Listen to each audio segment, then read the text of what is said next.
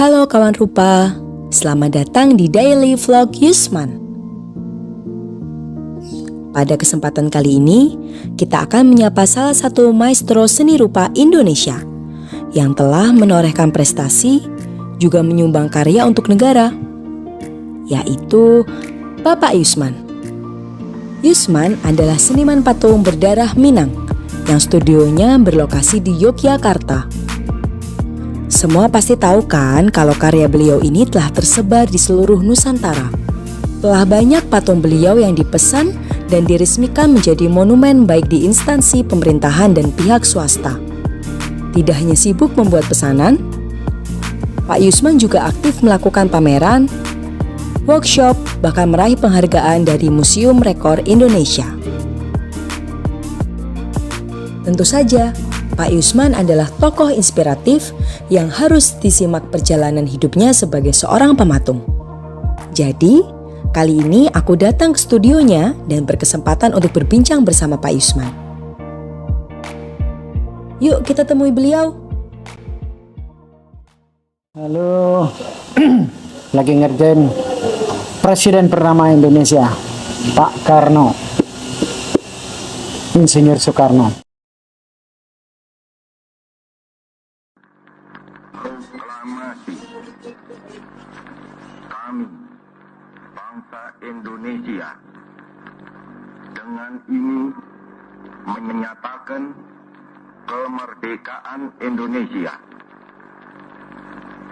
Hal-hal yang mengenai pemindahan kekuasaan dan lain-lain diselenggarakan dengan cara saksama dan dalam tempo yang sesingkat-singkatnya. Jakarta, 17 Agustus 1945, atas nama bangsa Indonesia, Soekarno Hatta.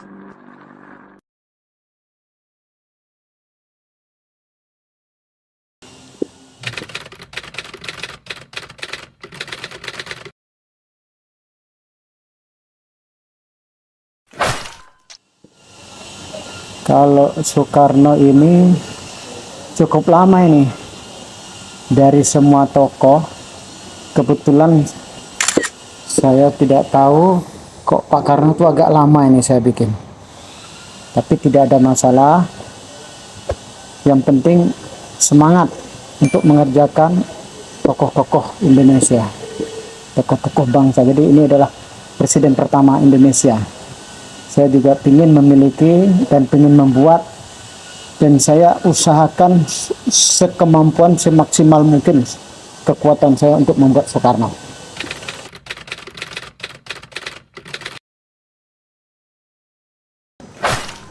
Insya Allah mudah-mudahan jadi proyek. Tapi yang jelas saya membuat Soekarno ini pertama untuk sebagai karya pribadi.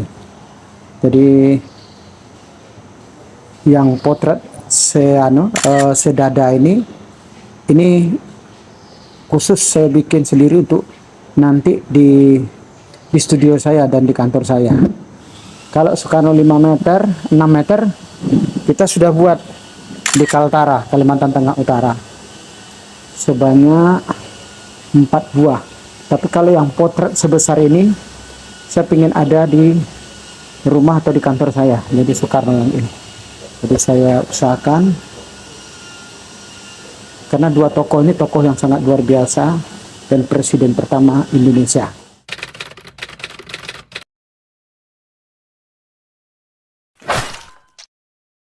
Ini nanti akan saya jadikan perunggu. Jadi untuk tokoh Soekarno itu tidak semua orang bisa memiripkan wajahnya beliau. Nah, saya sekarang sedang berusaha, mudah-mudahan bisa lebih mirip dari karya-karya saya sebelumnya gitu. Karena ini saya lama nggak apa-apa, tapi yang penting orang tahu ini patung siapa, ini patung siapa. Kadang-kadang masyarakat itu ini kok kayak mirip ya. Ini kita sebetulnya mengejar oh ini Soekarno, ini Soeharto, harusnya seperti itu. Saya berusaha karena setiap seniman akan berbeda kemampuannya. Tidak semua seniman bisa memiripkan. Masing-masing seniman punya ciri khas masing-masing dan kekuatan masing-masing.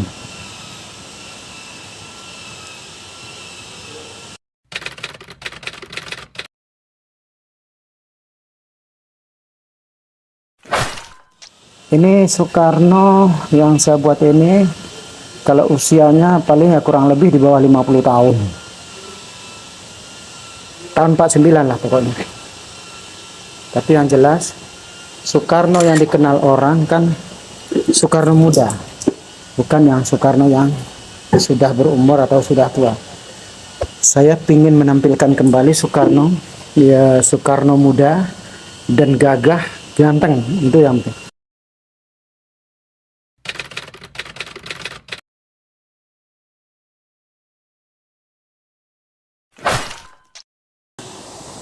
Kesulitannya ya, masalahnya Soekarno ini ya masalah kemiripan. Kalau cuman hanya sekedar patung aja, banyak yang buat patung. Tapi untuk saya secara pribadi, saya pingin memiripkan Pak Karno itu semirip-miripnya sesuai kemampuan saya. Itu yang saya angkat.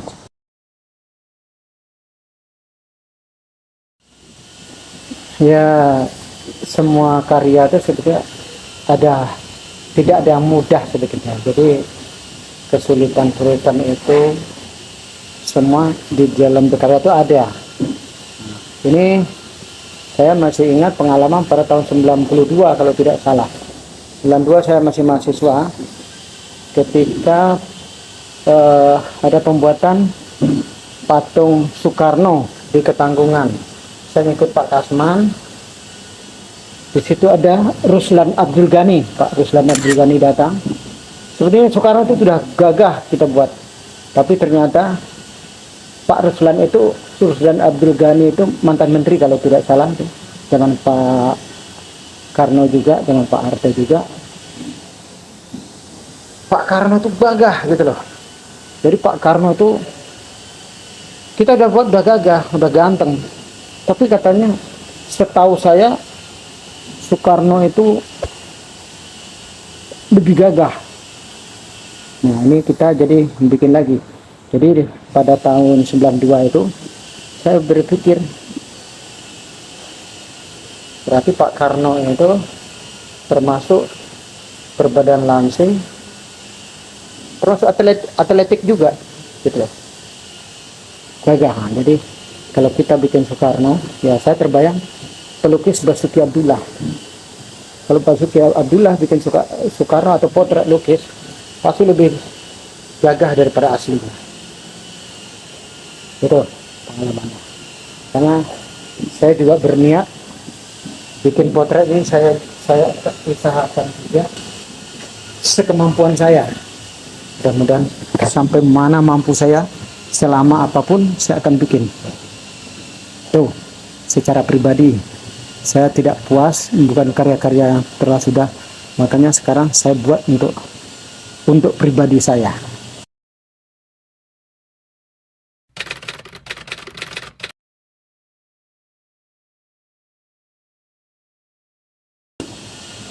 Ya, yang jelas bagi saya, dan ini pendapat saya, realis itu di Indonesia ini makin lama makin berkurang. Jadi jangan bilang orang-orang bisa realis itu gampang. Justru realis itu yang sulit menurut saya. Pada hakikatnya satu garis saja kita menggores di sini bisa membuat tokoh itu tidak mirip. Itu menjadi tantangan untuk saya pribadi. Kalau bagi pematung lain, bagi ini terserah mereka. Dan mereka bikin Soekarno, mau bikin Pak Harto, Habibie, karena sesuai bagaimanapun kemampuan kita berbeda untuk seni. Karena seniman itu ada yang mengambil ekspresinya juga, tapi kalau realis memang harus mirip dengan aslinya. Itu kuncinya.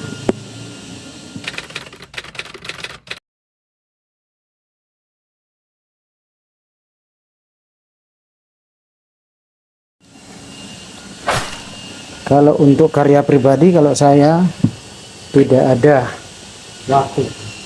waktunya sampai saya puas. Sampai ini saya membuat patung realis itu sampai mirip menurut saya dan tidak ada lagi. Nah, di situ kepuasan bagi saya. Tapi untuk saya secara pribadi puas itu, saya tidak pernah puas bikin karya. Selalu ada kekurangan. Karya apapun yang saya bikin, kadang-kadang kita kekurangan waktu. Ya, mudah-mudahan ini, karena ini saya berusaha untuk semaksimal kemampuan saya akan buat semaksimalnya mungkin, semirip menurut saya. Mudah-mudahan terlaksana. Itu aja.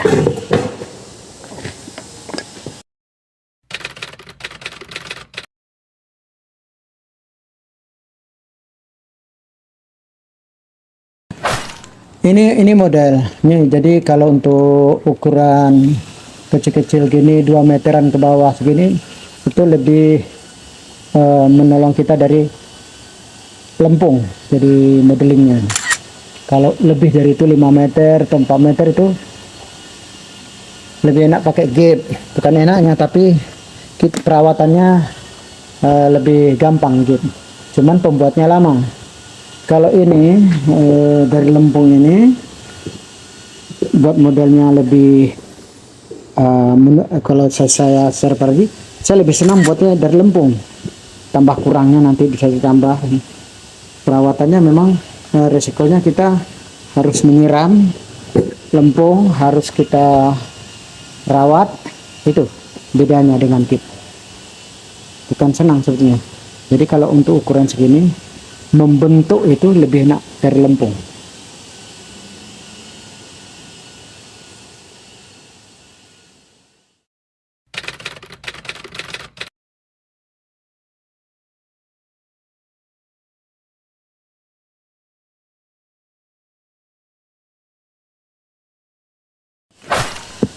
Tahun 2014 kita sudah buat 6 presiden di Istana Negara Bogor, Balai Kirti. Nah, itu karya kita itu.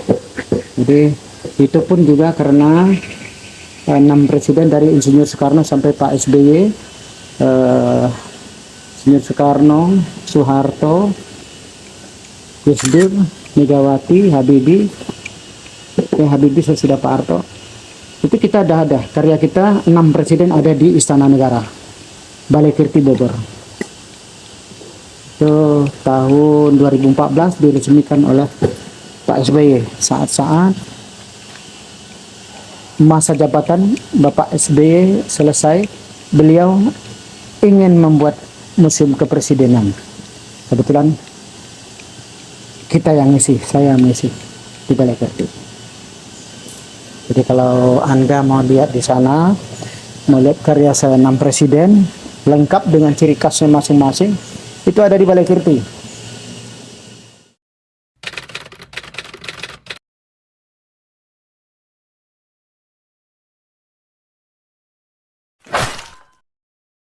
Pematung realis banyak, bukan saya saja.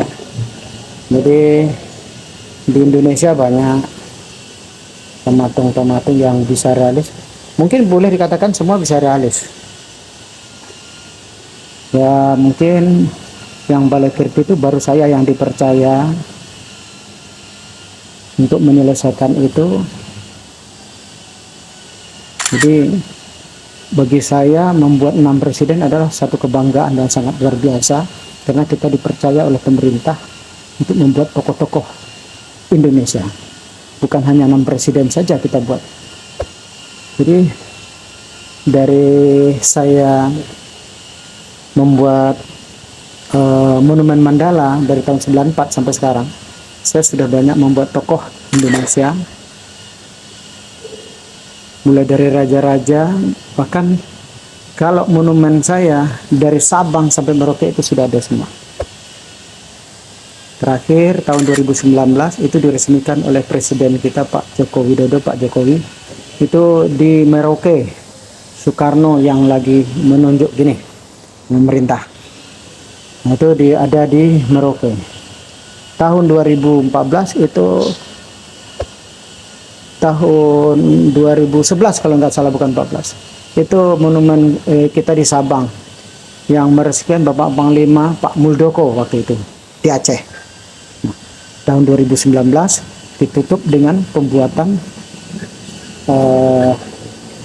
monumen Soekarno di Merauke.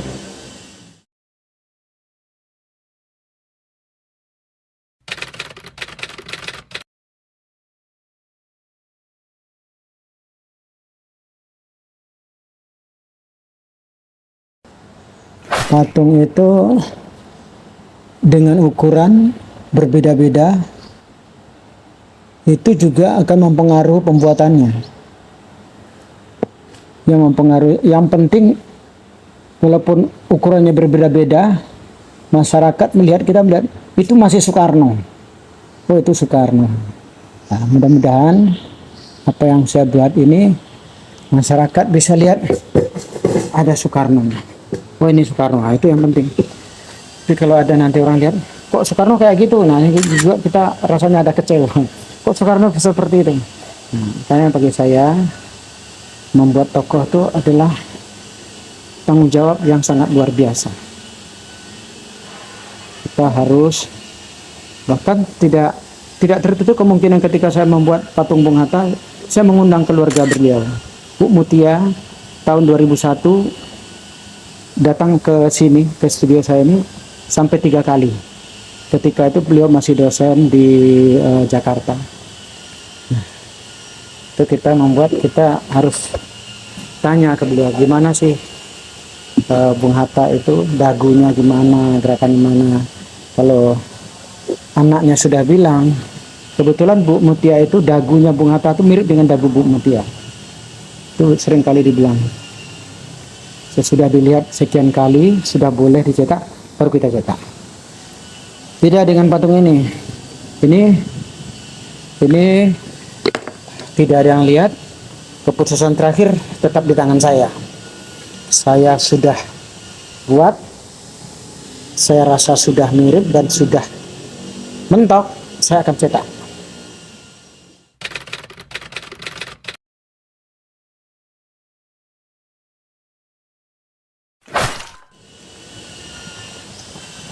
Ya,